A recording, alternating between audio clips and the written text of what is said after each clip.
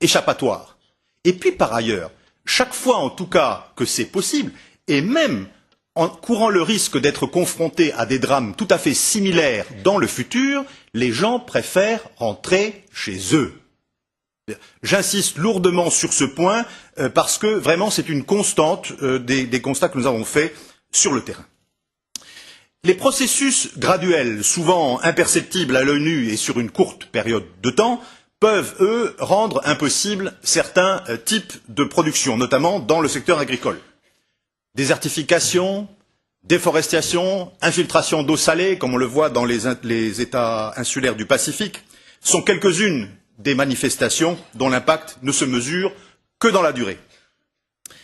Les mouvements de population induits par ces dégradations progressives sont à la fois clairement de plus grande amplitude et de plus longue durée.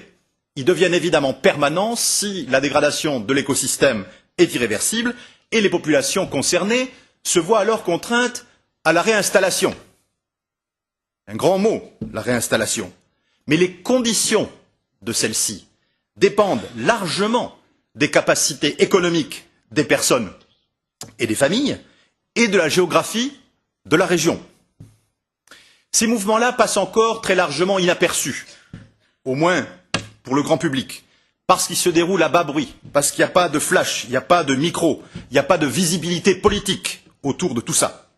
Et pourtant, ce sont bien ces mouvements-là qui vont représenter l'essentiel des migrations environnementales à venir.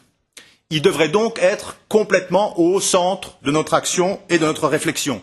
Rien qu'en Afrique, par exemple, 10 millions de personnes, 10 millions, ces 2 dernières décennies, ont migré en réponse à la désertification, au stress hydrique et à d'autres aspects de cette nature. Pourquoi est-ce qu'on n'en entend pas parler? Sans doute, la relative indifférence de la communauté internationale s'explique-t-elle par la difficulté à définir de façon précise la limite entre ce qu'est un mouvement forcé et ce qu'est un mouvement volontaire, parce que cette limite, le plus souvent, est quand même extrêmement ténue. Et la différence, elle tient à quoi? Principalement à la conception que l'on a de la notion de point de non-retour. Dans de très nombreux cas, la migration résulte d'une décision, entre guillemets, dont le seul but est de préempter le pire qui est certain. Alors volontaire, oui, mais plus vraiment tout de même. Forcé, oui, mais pas encore entièrement. Donc les phénomènes en jeu sont extrêmement complexes et il est rare, sauf dans le cas bien sûr de catastrophes naturelles soudaines, de pouvoir identifier avec précision, et là c'est un aspect extrêmement important, le poids relatif des différents facteurs sociaux, économiques, politiques ou environnementaux qui sont à l'origine de la migration. Et parfois, souvent même, c'est l'incapacité de migrer qui indique en quelque sorte la plus grande vulnérabilité, puisque contrairement aux stéréotypes qui circulent dans le grand public, ce ne sont pas les plus pauvres parmi les pauvres qui ont recours à la migration. Ils ne peuvent pas. Dans cette optique, il faut avoir une approche d'ensemble des phénomènes migratoires liés au changement climatique plutôt que d'en isoler artificiellement certains segments par commodité souvent politique. Dans cette optique-là, la migration ne peut pas être réduite, comme le terme d'ailleurs de réfugié climatique le sous-tend, au pire des scénarios possibles. Non. Parce que tout comme l'environnement n'est qu'un des moteurs de la migration parmi d'autres, je vous l'ai indiqué, la migration n'est évidemment qu'une des réponses possibles aux pressions exercées sur notre environnement. Et puis qui plus est, cette solution-là est aussi vieille que l'histoire de l'humanité. Aujourd'hui, on semble redécouvrir la roue, et pourtant, la migration a prouvé ses vertus en permettant, par exemple, simplement, de réduire la pression démographique sur un écosystème fragile, ou en facilitant l'introduction de nouvelles techniques d'exploitation ou de gestion des ressources. Donc la migration n'est pas systématiquement synonyme d'échec ou de danger, mais doit également être considérée comme une possible stratégie d'adaptation. Alors quel rapport avec la problématique sociale de l'Union?